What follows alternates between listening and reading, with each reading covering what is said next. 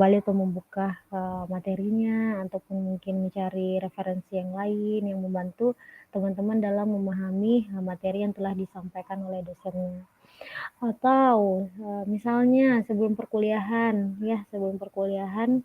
kan kalian di sini kan sudah dibahas nih misalnya pokok pembahasan kita selama 1 semester. Nah, teman-teman sebelum kuliah mungkin bisa buka tuh materi-materinya supaya pada saat perkuliahan bisa mudah atau lebih awal paham ya dibandingkan mungkin teman-temannya yang belum membuka materi sama sekali.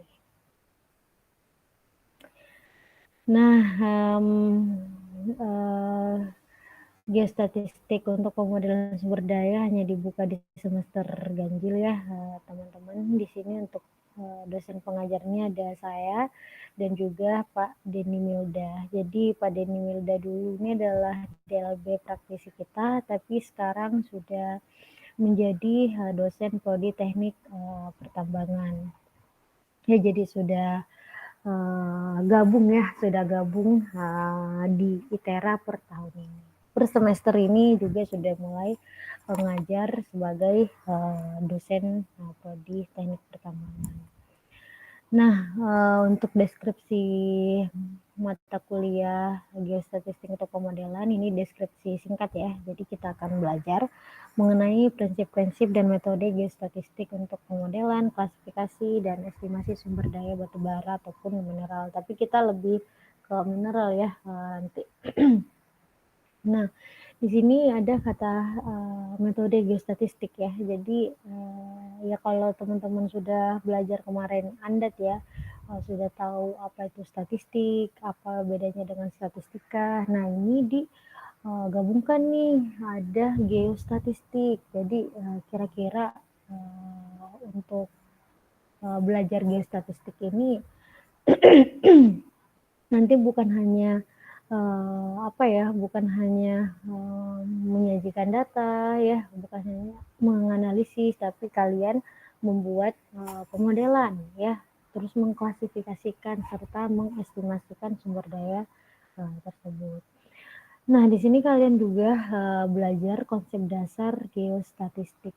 Ya, jadi ini geostatistik ini masih erat ya hubungannya dengan analisa data. Jadi teman-teman untuk kuliah di analisa data jangan dilupa ya karena masih bersinggungan. Nah, selain itu di sini ada konstruksi variogram dan semi variogram. Di sini kalian nanti akan melakukan estimasi ya dengan kriging serta menganalisis hasil estimasi tersebut. Nah, untuk estimasi dan menganalisis ini kalian akan mengerjakan tugas mandiri ya atau berkelompok. Jadi nanti mungkin akan ada tugas per kelompok ya, kalian diberi data, kalian mengolah, kalian mengestimasi, terus kalian menganalisis. Nah, ini untuk pokok pembahasannya. Jadi ada review statistika dasar, jadi terkait parameter statistik deskriptif ya, serta kasus-kasus aplikasi statistik untuk karakterisasi sumber daya. Ini pokok bahasan kedua konsep deskriptif bivarial dan spasial sampai dengan nanti pokok bahasan terakhir itu project case dan pengenalan software. Jadi nanti kalian akan mengolah data tersebut itu dengan sebuah software. Nah, ini untuk referensi utama kita pakai 4 ya. Jadi kita pakai 4 referensi utama dan 1 referensi pendukung. Jadi nanti software yang kalian pakai itu adalah SGIMS ya. Ya, SGIMS. Nanti akan pakai software tersebut untuk membuat model atau melakukan estimasi sumber daya ataupun cadangan dari mineral. Nah, ini untuk konversi penilaian ya, jadi ada 5 parameter penilaian. ada UTS, UAS, kuis, tugas, dan presentasi. Maksudnya presentasi ini apa ya? Jadi setelah kalian tadi membuat model ya, sudah mengestimasikan, kalian mempresentasikan hasil kerja kelompok kalian. Nah, di parameter ini masing-masing memiliki bobot ya. Jadi UTS UAS bobot paling besar 30%, kuis 5, tugas 15, dan presentasi 20. Nah, untuk nilainya, untuk nilai akhirnya ya, untuk mendapatkan A, nilai kalian 75 atau lebih besar dari 75 ya. Ketika nilai kalian di bawah 50, berarti kalian dinyatakan tidak lulus dan harus mengambil geostatistik untuk pemodelan sumber daya di semester ganjil selanjutnya. Karena mata kuliah ini merupakan mata kuliah wajib ya, yang tidak bisa kalian hapus. Jadi mata kuliah wajib ketika mendapat nilai E itu tidak bisa dihapus, berbeda dengan misalnya mata kuliah pilihan. Ketika kalian mendapat E, kalian masih bisa menghapus mata kuliah tersebut. Nah, ini untuk nilai akhirnya tadi ya. Jadi parameternya dikali bobot dijumlahkan ya, semua parameter itu adalah nilai akhir kalian. Hanya ada 2 alasan kalian tidak mengikuti ujian ya, yaitu karena sakit ataupun salah satu keluarga kalian itu terkena musibah. Jadi mahasiswa tersebut berhak mendapat ujian susulan. Nah, untuk daftar hadir kelas ini dilakukan secara via barcode. Jadi presensi kita sekarang itu sudah tidak ada hard copy, ataupun berita acara sekarang itu sudah tidak ada hard copy, semuanya by system, yaitu melalui siakat. Jadi untuk presensi hari ini akan dilakukan di akhir ya. Untuk minggu selanjutnya atau untuk pertemuan selanjutnya presensi akan dilakukan di awal, sehingga ketika ada mahasiswa yang terlambat tidak bisa melakukan presensi lagi. Nah, perkuliahan diselenggarakan pada platform yang ditentukan oleh dosen ya. Jadi kita menggunakan Google Meet untuk penyampaian materi dan Google Classroom untuk pengumpulan atau semua informasi ya yang berkaitan dengan mata kuliah geostatistik pemodelan. Jadi pengumpulan tugas, kuis, dan sebagainya itu dilakukan atau diupload di GCR. Nah, untuk aturan perkuliahan, kalian maksimal hanya bisa tidak hadir selama atau sebanyak 3 kali pertemuan dari 14 kali pertemuan ya. Ingat kalau teman-teman, sepengetahuan teman-teman itu satu semester 16 pertemuan itu 2-nya adalah ujian. Jadi di sini yang terhitung itu hanya 14 ya. Jadi 14 kali pertemuan dalam hal ini selama penyampaian materi. Nah, untuk sakit ataupun tadi ya 2 alasan yang bisa diterima ini harus misalnya sakit ya, paling lambat 1 minggu sejak sakit. Jadi teman-teman bisa langsung mengirim ya surat keterangan sakit ke dosen pengampunya. Ya kalau di minggu saya ya, di pertemuan saya silakan kirim ke saya. Ketika minggu pertemuan Pak Denny, nanti silakan mengirimkan ke Pak Denny. Ini berlaku untuk kelas yang offline dan online ya. Jadi khusus untuk kelas saya keterlambatan hanya 15 menit. Makanya saya sampaikan tadi bahwa presensi dilakukan di awal. Jadi tolong teman-teman yang sudah hadir di Google Classroom ya dan sudah dapat barcode-nya, tolong jangan di screenshot dan dikirimkan ke teman-temannya. Jadi biar teman-temannya bisa bertanggung jawab atas dirinya sendiri ya. Jadi bisa bertanggung jawab atas dirinya sendiri, bisa manage waktunya. Jadi kalian harus belajar itu ya. Jadi tolong, sangat tolong jangan di screenshot lalu dikirim ke grup dan sebagainya. Karena kalau hal tersebut terjadi ya, yang mengirimkan barcode dan yang menerima barcode saya anggap tidak hadir. Jadi sewaktu-waktu saya akan presensi langsung ya. Jadi kalian sudah barcode nih, saya akan presensi ulang untuk validasi apakah benar kalian bergabung atau tidak. Ingat 15 menit setelah perkuliahan dimulai saya akan mengunci ya. Jadi saya akan mengunci siapa saja yang bisa masuk.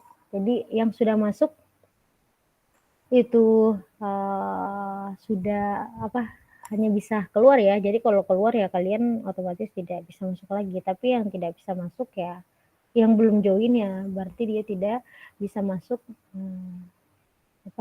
di Gmeet. Ini kalau yang terakhir ini berlaku untuk yang offline ya. Kebetulan untuk geostatistik kelas ini kelas RB ya? Kelas apa nih? RB, Bu. RB bener ya? Nah, itu masih belum dapat kelas. Jadi semoga minggu depan itu bisa dapat kelas. Jadi bisa luring seperti teman-teman kelas yang lain, teman-teman 2 kelas yang lain ya. Nah, ini hak mahasiswa ya mendapatkan perkuliahan tatap muka sesuai dengan bobot SKS, mendapatkan materi perkuliahan dan mendapatkan ujian susulan dengan 2 alasan yang sudah disebutkan sebelumnya. Untuk materi perkuliahan nanti akan di-share di GCR ya H-1 seminggu ya sebelum UTS ataupun sebelum UAS. Nah, untuk syarat ujian, teman-teman ya kehadiran itu harus 80%. Artinya tadi apa? Maksimal kalian tidak hadir kelas itu hanya 3 kali. Ini yang pasti ya nama kalian itu ada di Syakat ya. Jadi kalau nama kalian tidak ada di Syakat ya tidak bisa mengikuti ujian. Ini opsional ya ketika pengawas ruangan ujian itu meminta ya untuk poin yang terakhir. Nah, ketentuan dan sanksi untuk pemberian tugas, kuis, dan yang lain ini diatur oleh dosen masing-masing kelas ya.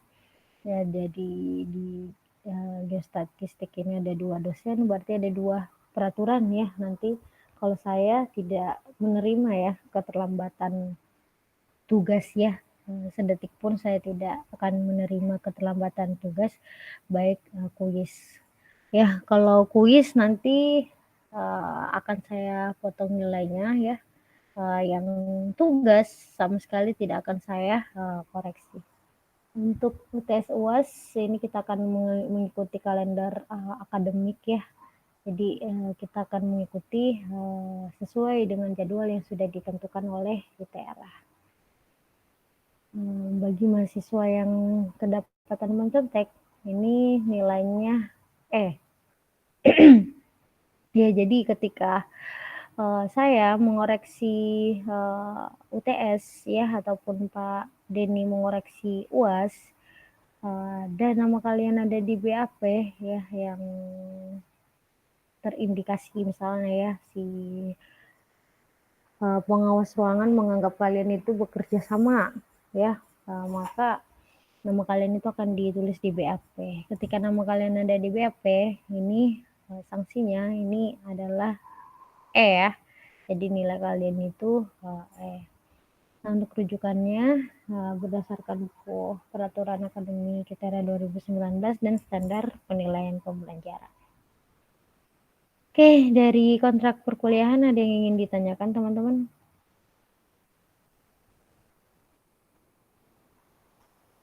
Jelas atau ada yang mau disepakati?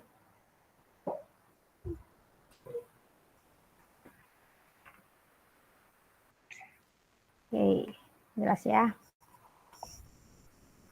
Oke, kalau jelas saya butuh satu ketua kelas, kira-kira siapa yang bersedia jadi ketua kelas? Bu, ada Verly, banyak ya yang mau jadi ketua kelas. Ada Verly, Imam, dan Nigel. Oke, karena Verly yang pertama raise hand, nah saya pilih Verly ya. Verly akan menjadi ketua kelas ya untuk geostatistik RB ya. Verly sebelumnya sudah pernah mengisi BAP di Siakat. Ya, sudah jadi paham ya. Oke, jadi setiap minggu Verly silakan mengisi BAP, nanti tolong kirim tanda tangan digitalnya. Ya, seperti kelas saya sebelumnya ya, jadi semua informasi hanya akan melalui Verly dan semua jenis apa ya yang teman-teman ingin sampaikan ke saya juga lewat Verly ya, misalnya terkait transparansi nilai nanti ya, itu lewat Verly, ataupun mungkin teman-teman ada yang sakit bisa juga melalui Verly, nanti Verly yang menyampaikan ke saya. Oke, ini itu saja untuk kontrak perkuliahan. Kalau memang sudah tidak ada yang tidak ada yang ingin disepakati lagi, nanti Verly tanda tangan kontrak perkuliahan ya di prodi. Nanti akan saya sampaikan kapan ya untuk tanda tangannya.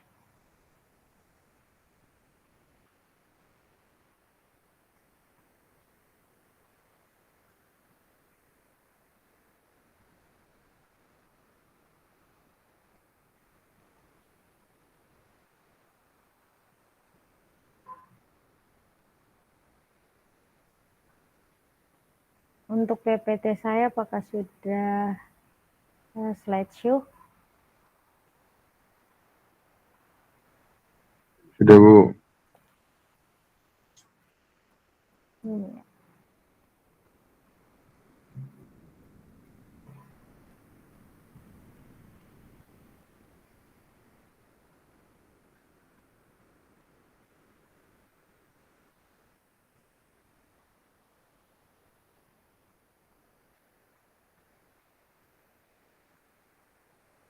Sekarang Sudah, Bu. Sudah, Bu. ya, sudah ya.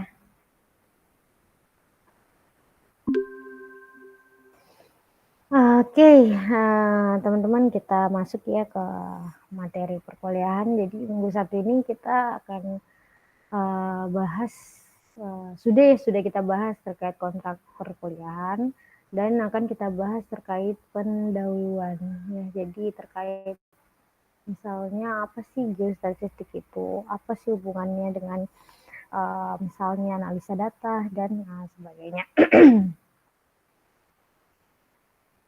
Oke, ini sudah kita bahas ya. Jadi teman-teman, mungkin kalian sudah pernah dengar ya, sudah pernah dengar terkait dengan geostatistik ya. Jadi ada dua kata ya. Jadi ada kata geo dan statistik ya. Kalau geo itu teman-teman sudah tahu bahwa geo itu adalah ilmu kebumian ya. Jadi cabang ilmu kebumian. Nah, saya mau review nih terkait statistik. Masih ada yang ingat statistik itu apa?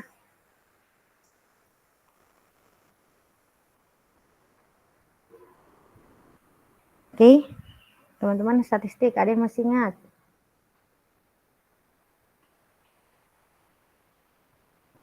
Rizky Wibowo, mana Rizky Wibowo? Oke, Yuk. silakan Rizky. Statistik itu apa? Masih ingat nggak statistik di pelajaran Anda?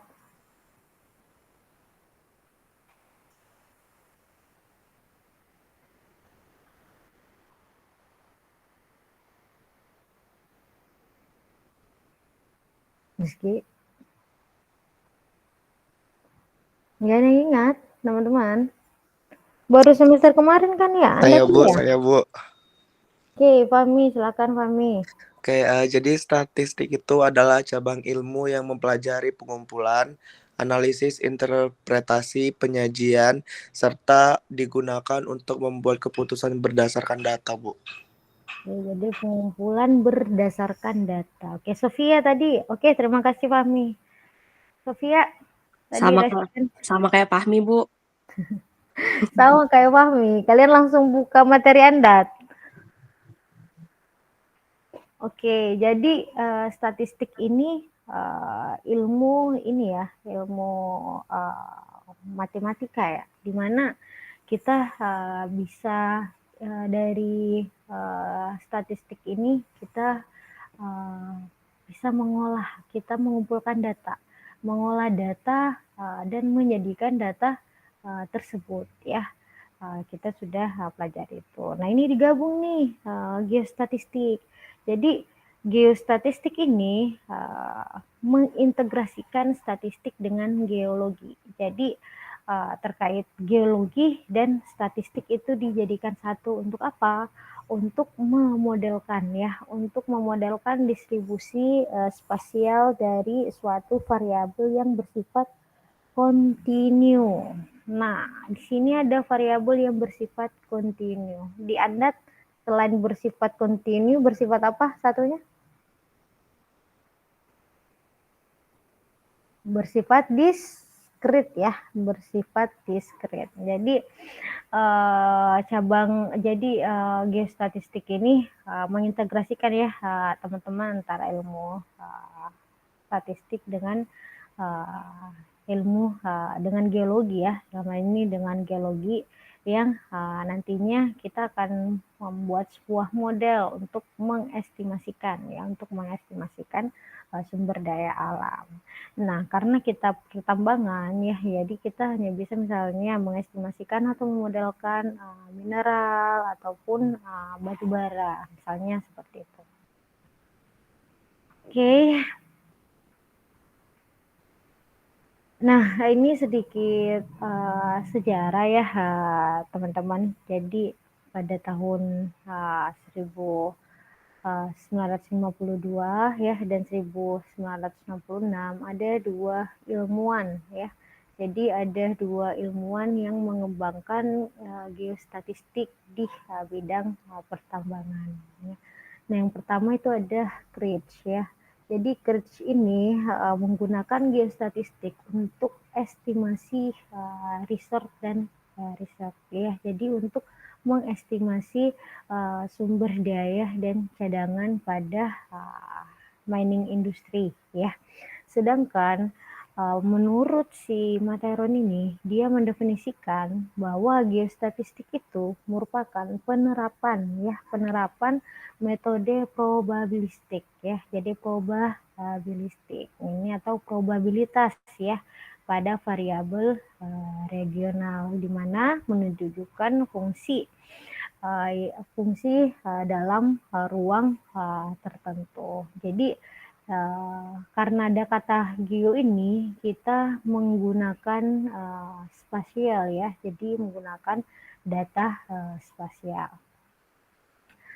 Nah, ketika kita melakukan analisis geostatistik, analisis geostatistik ini adalah sebuah alat ya. Jadi geostatistik di pertambangan itu merupakan sebuah tools ya, sebuah tools untuk meningkatkan kemampuan prediksi dan pengambilan keputusan bagi perencana tambang dan ahli geologi. Nah, teman-teman kan sudah di semester berapa ini? Kalian semester 5 ya? Iya, Bu, 5. Iya, Bu. Kalian semester 5. Jadi sudah tahu bahwa di bidang pertambangan itu kita tidak bisa ya memprediksi atau tidak bisa misalnya menentukan estimasi cadangan ataupun sumber daya itu tanpa sebuah dasar ya. Jadi kita harus melakukan estimasi ini dengan apa? Dengan memodelkan terlebih dahulu ya. Jadi dengan memodelkan terlebih dahulu sehingga mendapatkan misalnya kira-kira berapa cadangan yang cadangan mineralnya, terus misalnya berapa estimasi dari sumber dayanya. Karena ketika kita mengambil keputusan yang salah, maka akan ada resiko ya. Dalam hal ini ya faktor ekonominya, resiko ekonominya. Ketika kita salah memprediksi, misalnya di sini cadangannya banyak, misalnya sumber dayanya banyak. Kita melakukan penambangan ternyata tidak sesuai dengan prediksi kita ya, itu akan akan merugikan perusahaan. Teman-teman sudah paham, sudah tahu bahwa perusahaan tambang itu membutuhkan modal yang besar ya.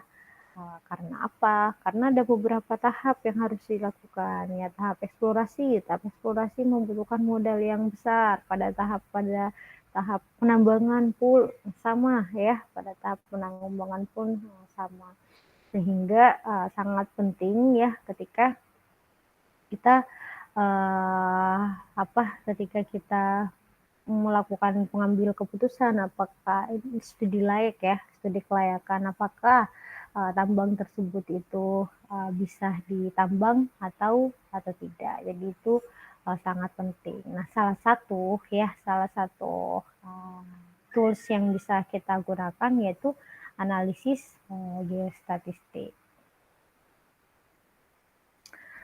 Nah, di sini mungkin teman-teman masih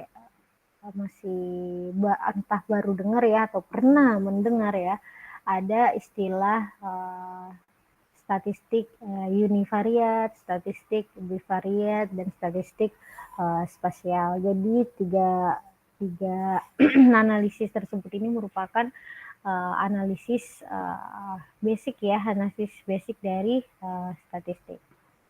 Jadi untuk analisis univariat itu merupakan analisis pada satu variabel. Jadi satu variabel ini kita tidak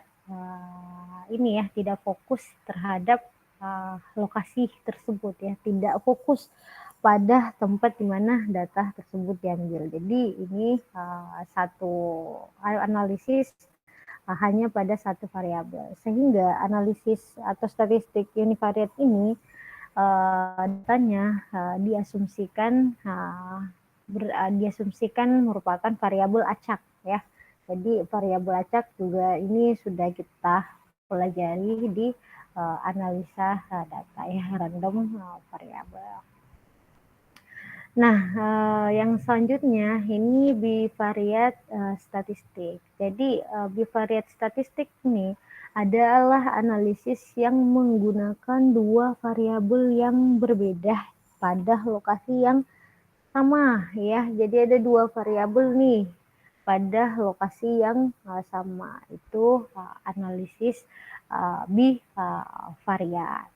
Nah, untuk statistik spasial atau data spasial ya, ini analisisnya berdasarkan variabel ya, atau berdasarkan data spasial ya, berdasarkan data spasial. Nah, statistik spasial ini biasanya bisa diaplikasikan di fenomena alam ya, di fenomena alam. Nah, kalau si univariat ini merupakan diasumsikan dari variabel acak ya, sedangkan statistik spasial ini diasumsikan sebagai fungsi acak ya. Jadi sebagai fungsi acak. Teman-teman juga sudah belajar tuh di analisa data ya, mana fungsi, mana variabel. Nah, kita bahas satu persatu ya terkait analisis univariat, bivariat maupun statistik spasial. Nah, yang saya sampaikan tadi bahwa si analisis univariat ini hanya fokus atau hanya melihat satu variabel ya. Jadi melihat satu variabel. Nah, kira-kira apa sih sebenarnya tujuannya si univariat ini? Jadi tujuannya untuk memahami karakteristik dari variabel tersebut ya. Jadi untuk memahami si variabel single tadi ya. Jadi untuk melihat distribusinya, untuk melihat sebaran datanya, untuk melihat misalnya pusat datanya. Nah, contohnya apa? Contohnya misalnya pada statistik deskriptif, kita ingin mengetahui nilai rata-rata, kita ingin mengetahui standar deviasinya dan sebagainya ya. Itu adalah contoh dari univariat. Nah, untuk penyajian datanya ini bisa menggunakan histogram ya, bisa menggunakan blogspot ataupun tabel frekuensi. Ini ya model histogram, blogspot ini juga sudah kalian ketahui. Nah, untuk analisis bivariat ya, ini menggunakan dua variabel. Ya, kalau menggunakan dua variabel, kita pasti ingin mengetahui ya, misalnya apakah dua variabel tersebut ada hubungan satu sama lain, atau kita ingin membandingkan dua variabel tersebut. Ya, jadi dari dua variabel ini tadi kita ingin mengetahui hubungan dua variabel itu atau untuk membandingkan dua variabel tersebut. Itu untuk analisis bivariat. Jadi contohnya misalnya untuk mengetahui korelasi antara tinggi badan dan berat badan. Ingat ya, bivariat ini dua variabel yang saling berhubungan. Kalau misalnya kita bicara tentang geostatistik ya, jadi si dua variabel ini dalam satu lokasi yang sama ya. Jadi dalam satu lokasi yang sama. Nah, ini ada contoh sederhana misalnya korelasi antara tinggi dan berat badan, misalnya tinggi dan berat badan mahasiswa. Ini pasti ya satu mahasiswa ya satu mahasiswa ya, tidak mungkin saya misalnya mengukur tinggi badan si Fahmi misalnya, terus melihat mengukur juga berat badan misalnya si Nigel ya. Nah, terus saya korelasikan ya. Jadi tidak seperti itu. Tapi ya saya menggunakan tinggi badan si Fahmi juga berat badan si Fahmi ini ya untuk dikorelasikan.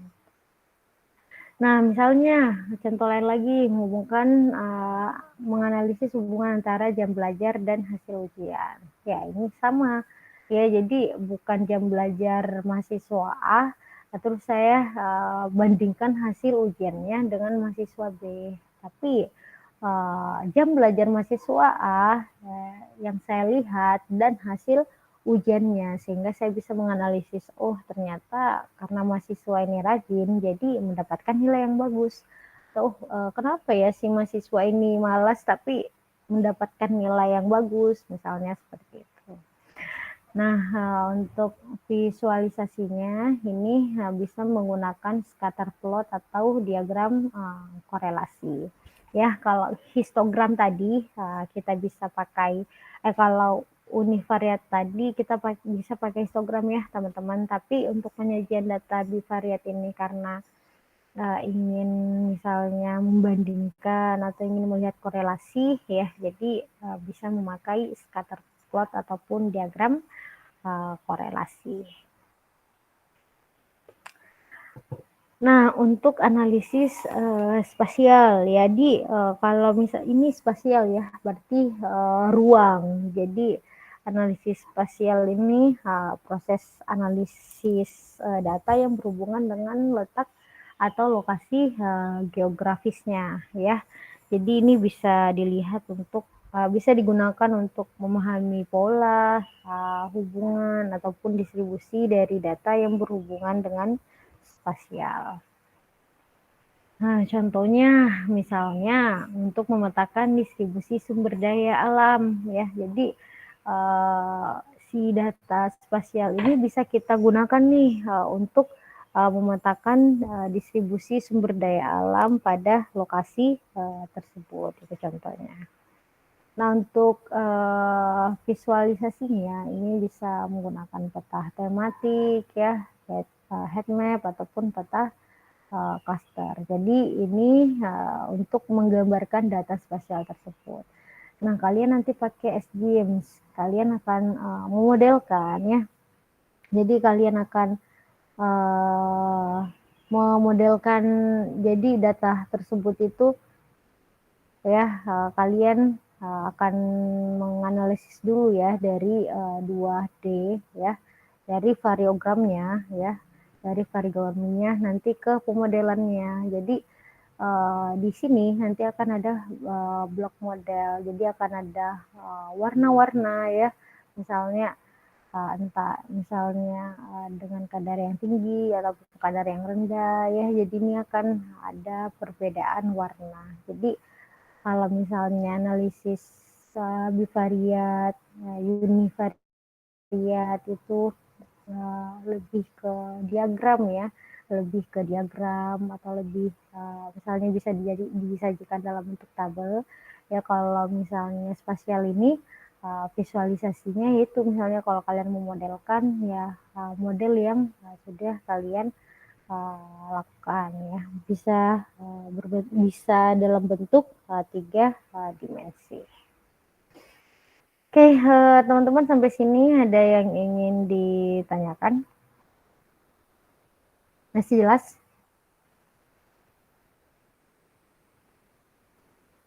Jelas, Bu. Oke, masih jelas ya. Nah, ini ada beberapa parameter ya. Jadi kalau isi univariat ini teman-teman adalah suatu parameter yang sering ya, yang sering digunakan. Jadi sering digunakan di misalnya ya perhitungan atau misalnya ingin menganalisis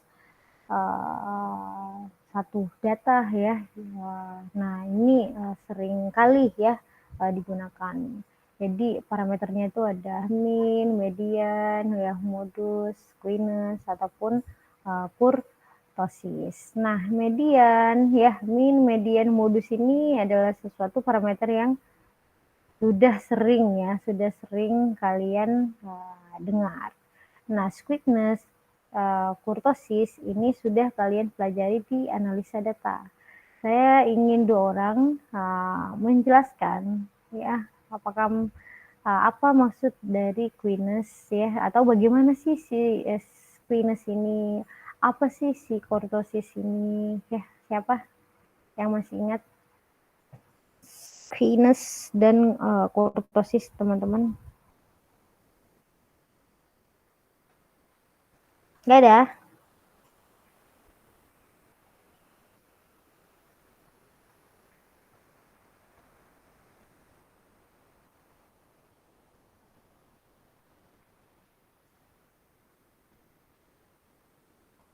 Siapa teman-teman yang masih ingat? Tidak enaknya online itu saya tidak bisa langsung nunjuk ya.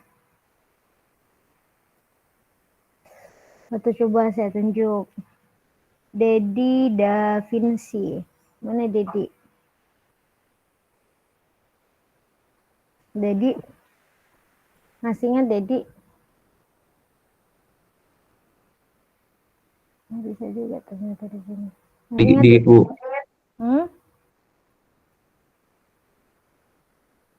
Silakan Dedi.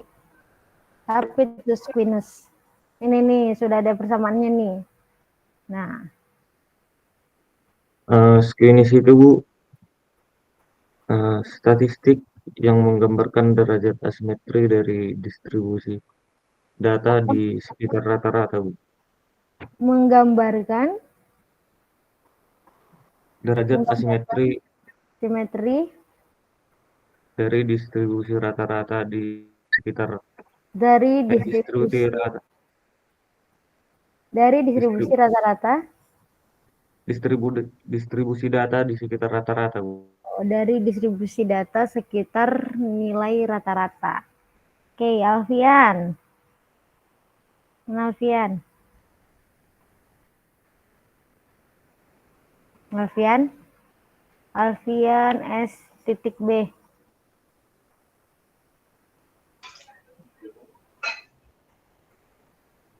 Alfian.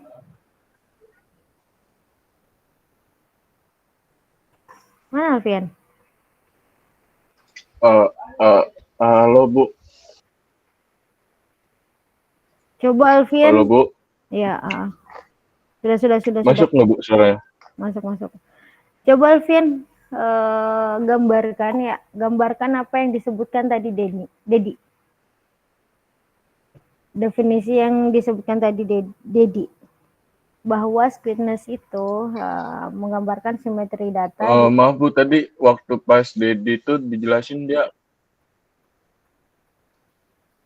Apa? Iya Bu, tadi pas Dedi itu sinyal saya kurang Bu, makanya tadi pas ngomong agak ngadat ya. Oke, Dedi, silakan ulang Dedi.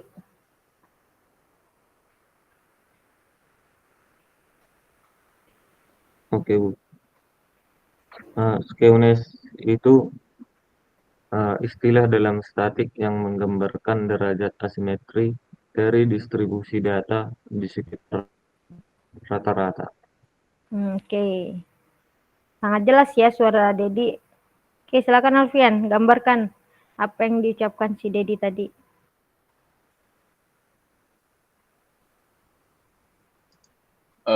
Kalau menurut saya yang saya tangkap itu, jadi ada suatu derajat dari kemiringan itu yang berada di sekitar, kayak misalkan gini Bu, mempunyai derajat dari suatu kemiringan dari sekitar benda. Derajat dari kemiringan. Derajat di sekitar benda-benda, jadi ada suatu rata-rata gitu. Rata-rata ini kan kalau misalkan ini nanti ada penggambaran bendanya gitu. Misalkan rata-rata dari suatu data, dari data gambaran persebaran emas gitu. Nanti derajat kemiringannya itu bisa gitu Bu. Derajat kemiringan yang kamu maksud itu seperti mana?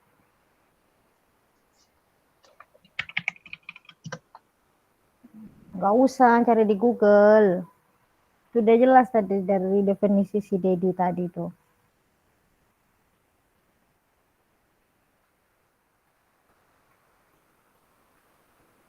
Nah, untuk data kemiringan itu saya kurang paham Bu.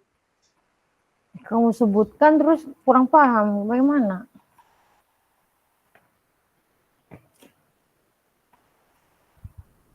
Oke, Rehando. Mana Rehando? Hadir Bu. Oke, coba gambarkan apa yang disebutkan si Dedi tadi.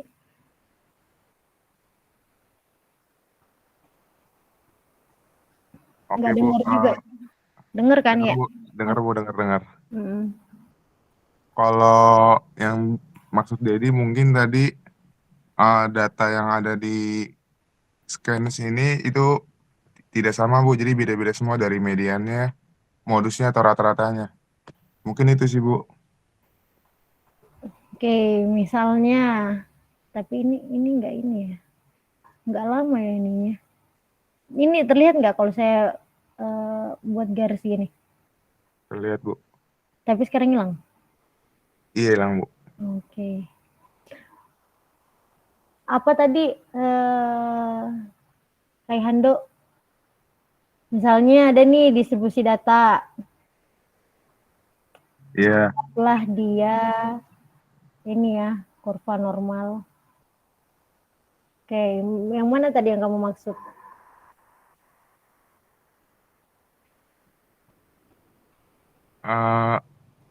maksudnya nilai-nilai median rata-rata dan bonusnya itu beda-beda, Bu. Oke, nilai median rata-rata dan modusnya berbeda-beda. Misalnya kamu taruh, misalnya kan median ya. Ini median. Ini mu. Modusnya di mana?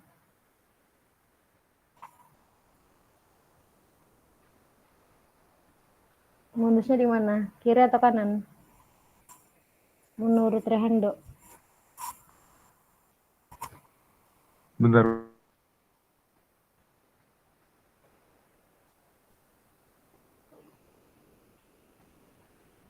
Oke, atau yang lain ada yang mau raise hand? Menggambarkan apa yang disebutkan si Dedi, si Squidness itu. Modusnya di kanan bukannya, Bu? Ya nggak tahu kamu di mana. Kanan. Ini berarti di sini. Sini modus. Iya, Bu. Terus median. Aduh, nggak ada pen tablet. Mediannya kiri.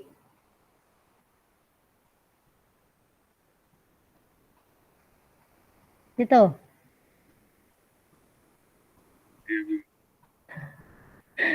Iya. Oke, terima kasih Rehando. Oke, siapa yang mau lagi satu orang coba? Saya nggak mau nunjuk, coba ada yang mau raise hand?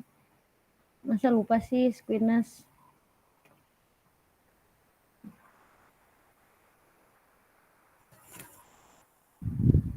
Teman-teman. Oke, silakan Verly. Ya.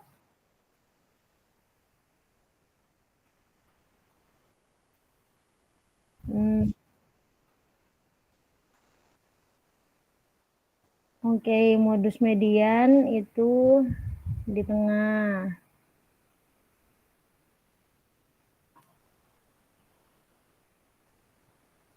Oke, di tengah. Itu simetris. Bisa tidak dia tidak simetris? Bagaimana itu? Jadi dia seperti apa?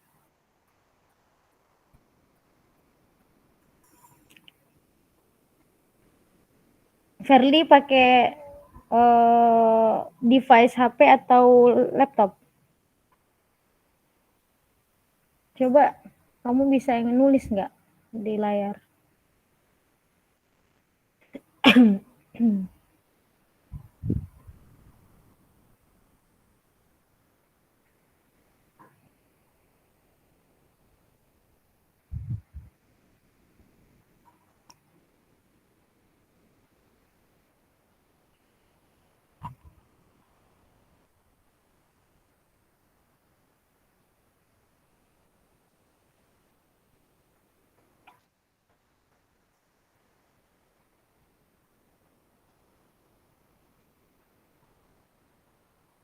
Apa ini?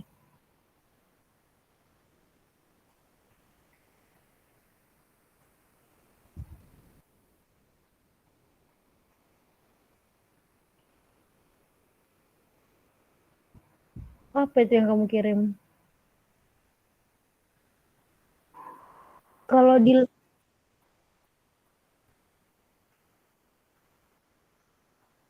tapi minta akses ini dia. Coba, bentar.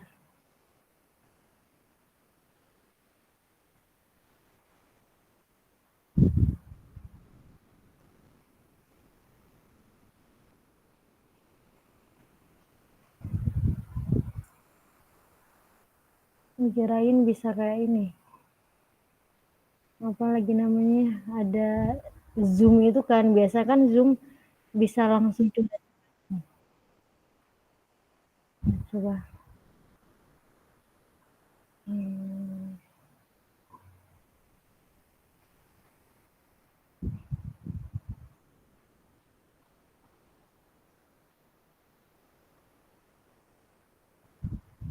Kamu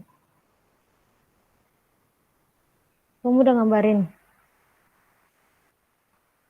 Nah.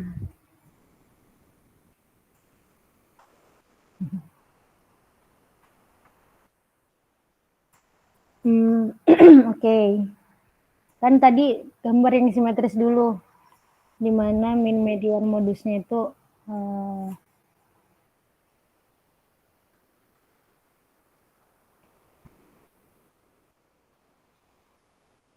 bentar.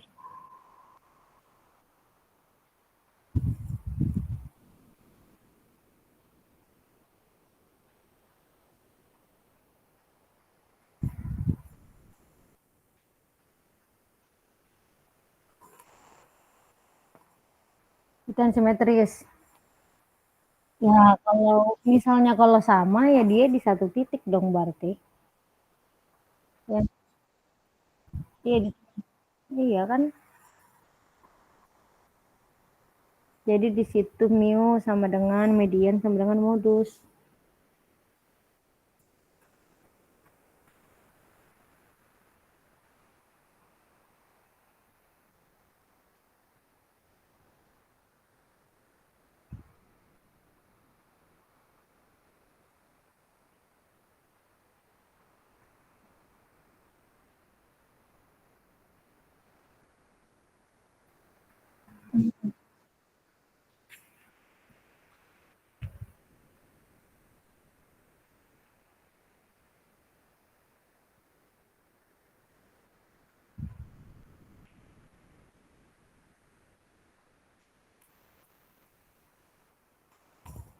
Positif dia condong ke oke.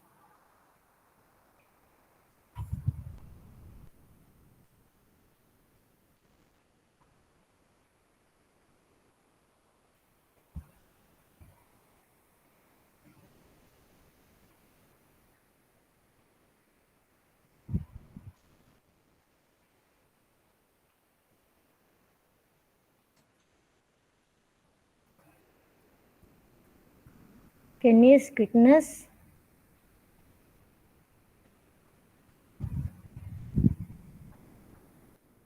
yang positif.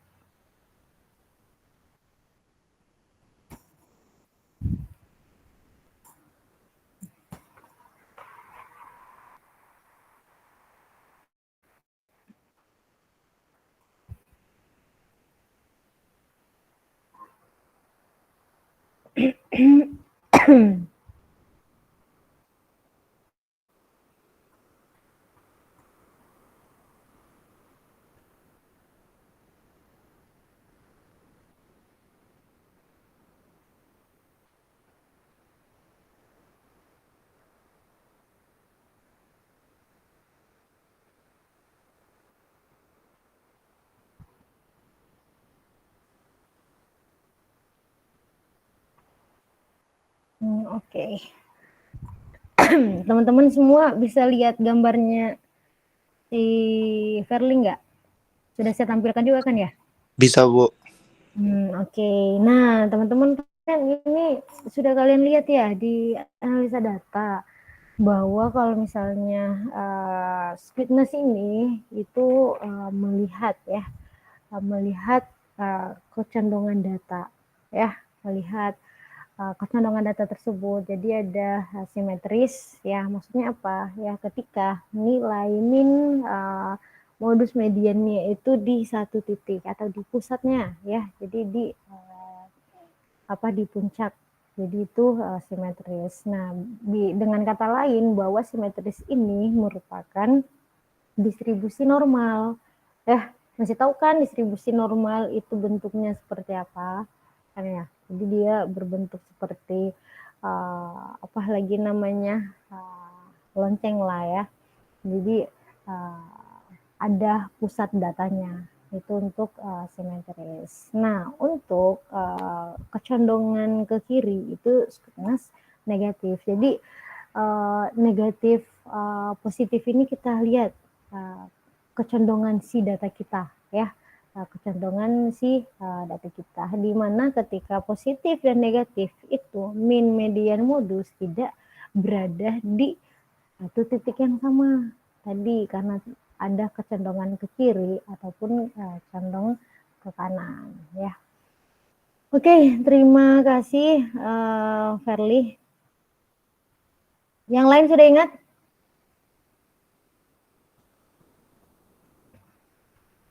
Sudah ingat? Belum?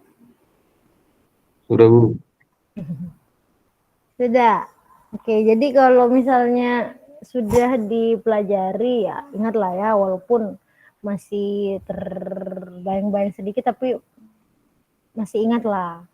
Ya, yang kedua, yang terakhir itu ada kurtosis. Kalau tadi squidness itu adalah kecenderungan data, si kurtosis ini ketajamannya ya, ketajaman data. Maksudnya apa? Ya, kalau si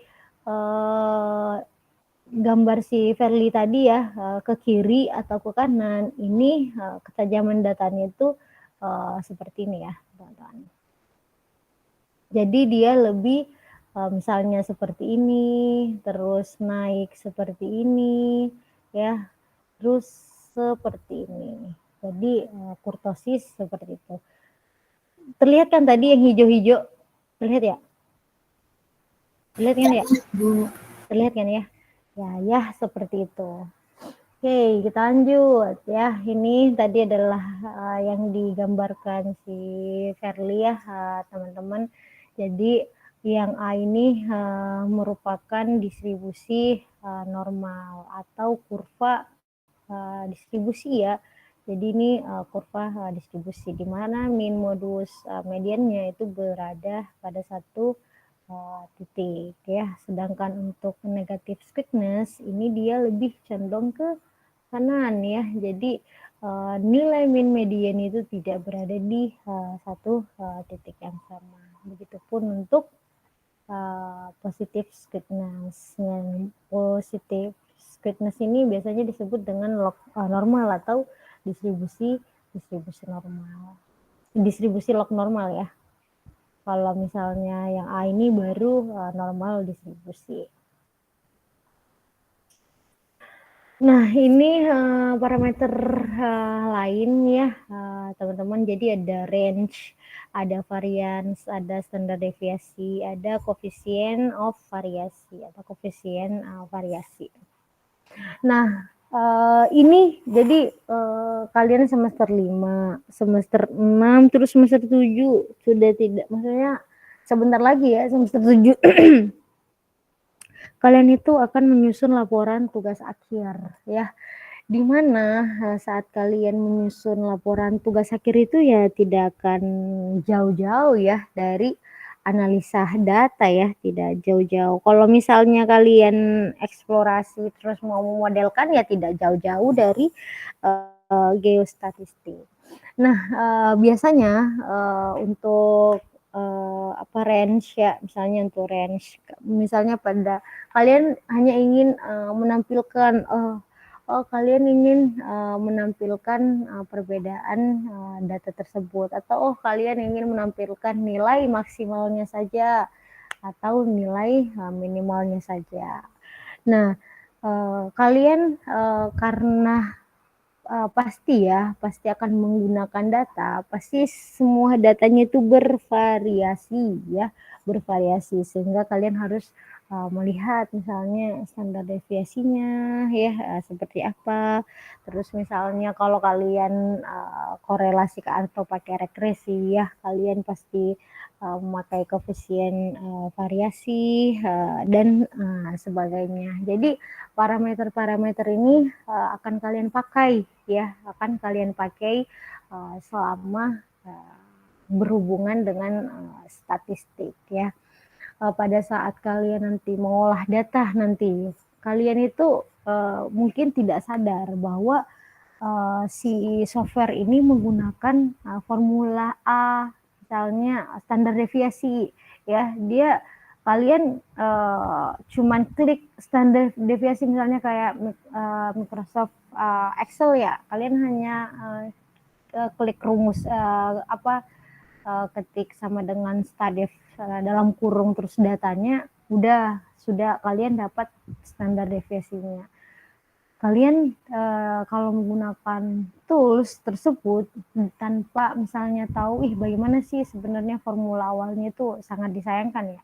Jadi setidaknya kalian itu tahu bahwa misalnya standar deviasi itu akar dari varians, atau standar deviasi itu misalnya penjumlahan misalnya dari data ke berapa yang dikurangi dengan nilai rata-ratanya atau minnya di pangkat 2 dibagi misalnya kurang 1 diakarkan.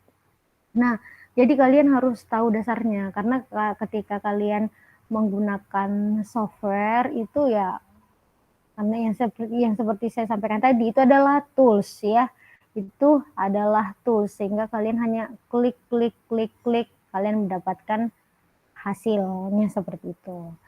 Misalnya lagi terkait misalnya pemetaan dengan model poligon misalnya. Kalian ya tahu poligon seperti ini, tapi kalian nggak tahu sebenarnya membuat poligon ini seperti apa. Nah, itu biasanya ada kekeliruan ya dari mahasiswa ketika sudah menggunakan tools. Padahal sebenarnya kan ini membantu kita ya. Tools ini membantu kita, tapi jangan sampai kita lupa dasarnya. Dipahami? Jelas ya? Jelas, Bu. Oke, kalau jelas sampai di sini ada yang ingin ditanyakan selain yang jawab jelas tadi? Oke, kalau tidak ada ya teman-teman, cukup untuk hari ini. Seperti yang saya sampaikan di awal bahwa silakan diatur waktunya untuk minggu ini untuk kuliah pengganti ya, untuk kuliah di minggu kedua. Oke, sebelum saya tutup,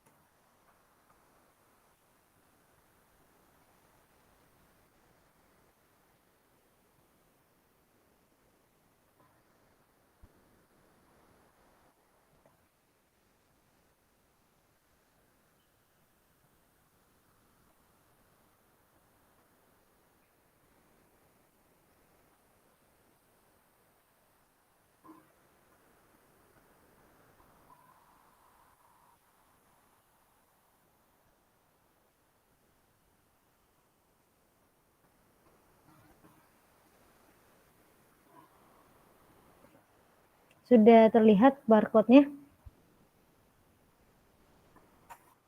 Oke, silakan melakukan presensi.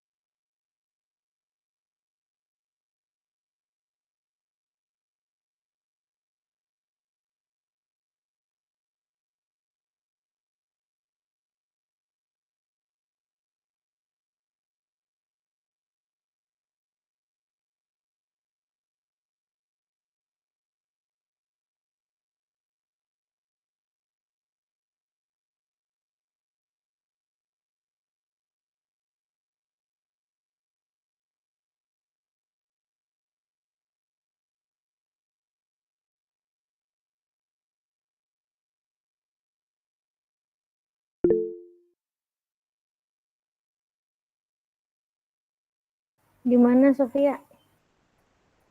Nah, izin Ibu, kan saya kan ada melakukan PRS, Bu, dan belum divalidasi sama dosen wali, Bu, jadi nggak bisa absen. Itu bagaimana ya, Bu? Kemarin nggak Sama saya juga, Bu. ngambil geostatistik. Ngambil, Bu, tapi saya baru PRS tadi pagi, Bu. Belum Hmm. divalidasi sama dosen wali. Oke. Nanti Verly, mana? Tolong dicatat ya teman-teman yang belum divalidasi KRS-nya. Oke, nanti teman-teman yang tidak bisa presensi ataupun yang belum divalidasi KRS-nya sehingga namanya tidak ada di Siakat, bisa dihubungi si Verly ya. Baik, Ibu. Terima kasih, Bu. Oke.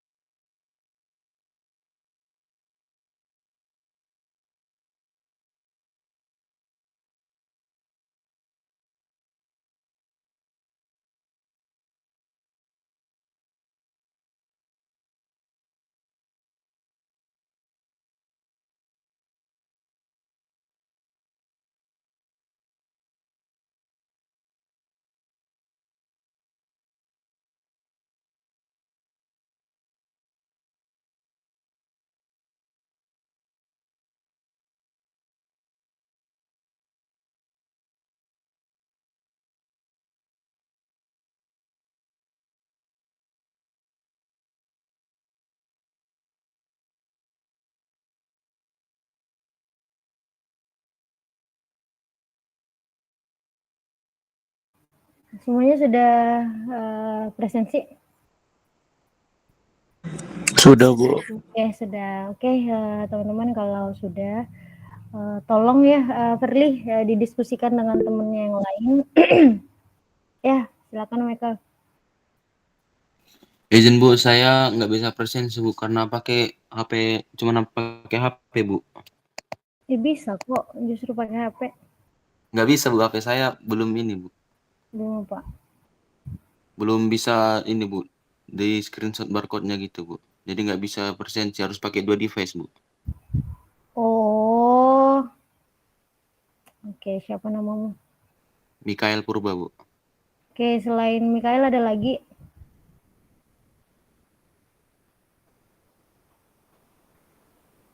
Mikael Purba.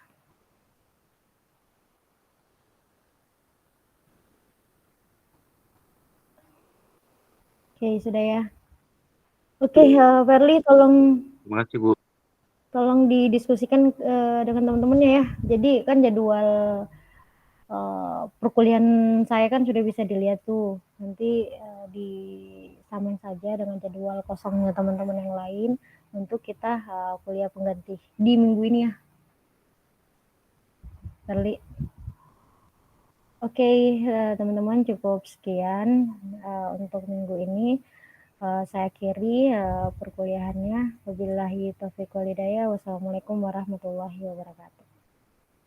Waalaikumsalam warahmatullahi wabarakatuh. Terima kasih Bu. Terima kasih Bu.